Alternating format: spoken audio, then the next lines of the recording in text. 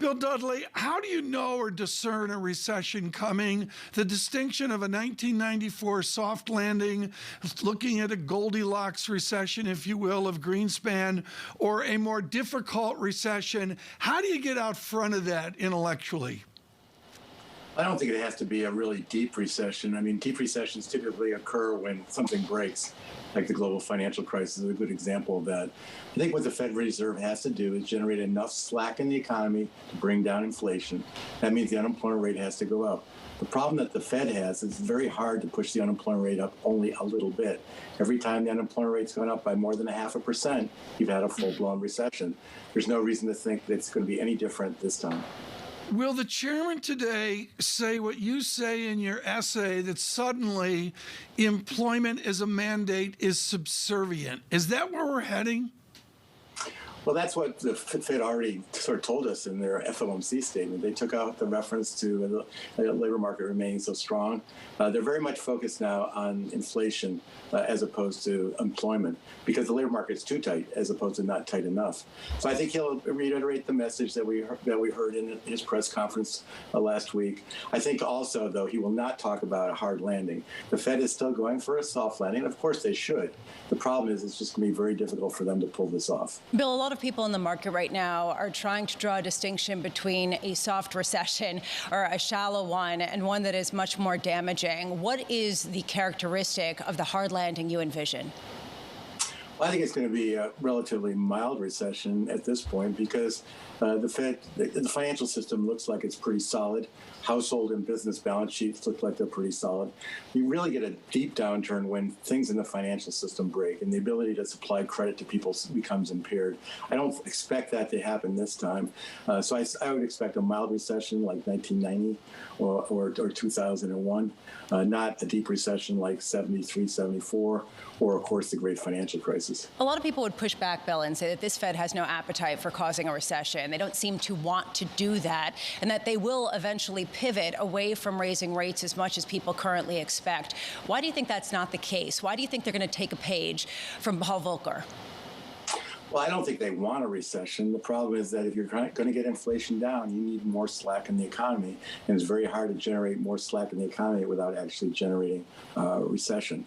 So that they're definitely going for a soft landing. It's just going to be almost impossible for them to pull it off.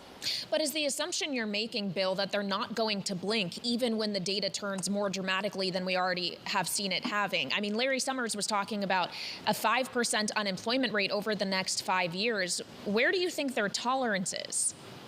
Well, I think what Larry's talking about is certainly reasonable. I think the reason why they're not going to blink at the end of the day is they know that if they blink and don't get inflation down, then they have to do even more later. Procrastination is not a great option. We saw what happened in the 1960s and 70s when the Federal Reserve was slow to tackle inflation. What happened was inflation got out of hand, and Paul Volcker had to come in and put the U.S. economy through the ringer.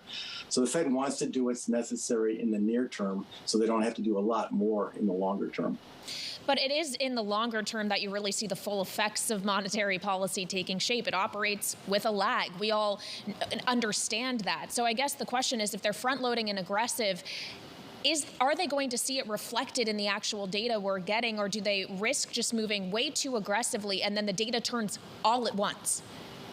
Well, that's what could actually happen, because right now the economy has considerable forward momentum as the economy reopens and payroll gains are very strong. Household balance sheets are still very solid, boosted by the fiscal stimulus that we got over the last couple of years. But beneath that, things are trouble. Inflation is rising faster than wages. Financial conditions have tightened a great deal. So what I think is going to happen is the economy is going to be fine over the next few months. And then we're going to see a very sharp slowdown, probably in the first half of 2023. Bill, I just want to build on something that Kayleigh was talking about with that 5% unemployment figure from Larry Summers over the next 5 years, and that's what he thinks is necessary to bring inflation down. What happens if you start to see the unemployment numbers climb, but the inflation figures do not come down because of those lag effects, like rents, for example, that are continuing to climb? How does the Fed handle that based on your conversations and your experience on the central bank? Well, I think you're right that inflation is probably not going to come down that quickly because there are lags in price rate in companies raising prices. Also, I think the Ukraine-Russia war complicates things enormously because it looks like the energy price shock and the food shock is going to last longer because of the war. So I think that the Fed has gotten very unlucky in terms of the kind of inflation shocks that we're seeing. They're likely to be persistent, and that's going to make it difficult for the Fed to reverse course. Bill Dudley, John Taylor's at a school, you may know it, across the bay from Berkeley. It's Stanford, I think is what it's called. And I can just see John Taylor with a full balloon in his freshman economics class, letting the air out of it ever so slowly. We have a fiscal balloon, some 30% of GDP. How long will it take to let the air out of that fiscal balloon? Is a central bank, is that a 3-year project, or do you really see it out almost to a decade?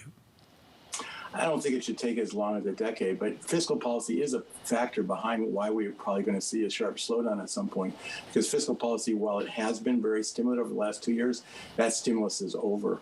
We've also seen households begin to pull down their savings rate. So the savings rate was very elevated as the fiscal policy stimulus was being put in place. But the savings rate now has already fallen below its long-run average, which tells you that consumers are a little bit stressed, are starting to experience a little bit of stress in terms of their balance sheets.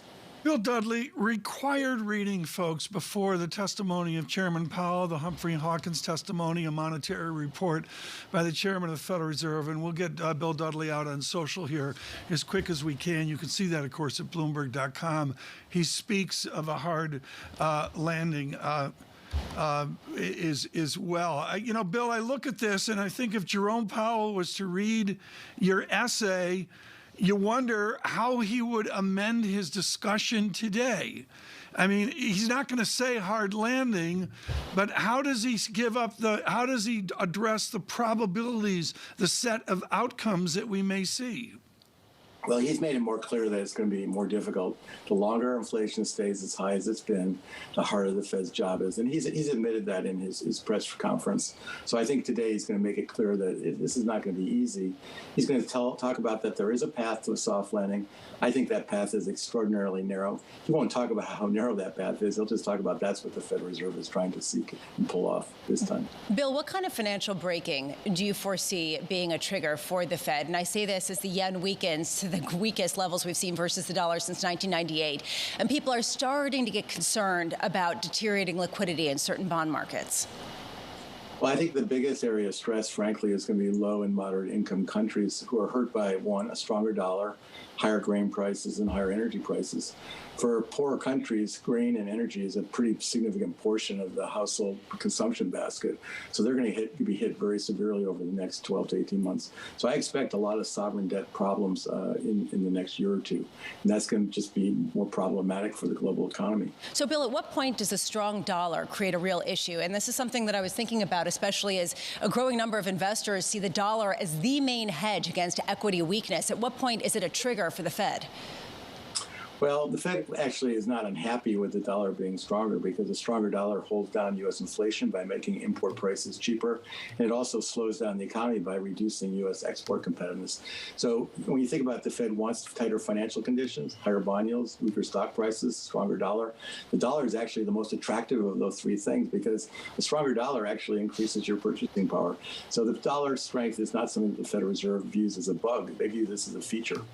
Well, speaking of the financial markets, we heard from Tom Barkin yesterday. We will again today, but he essentially said that you want to get back to where you want to go as fast as you can without breaking anything, talking about not wanting to cause undue harm, not just to the economy, but to financial markets. What harm would that be? What would make the Fed put kickback in, Bill?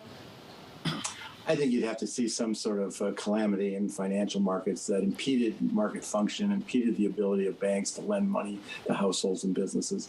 I don't expect that. I think the reforms that we made following the great financial crisis in terms of the banking system, more capital, more liquidity, better risk management, better governance, those have shown to work, and I think they'll work this time as well.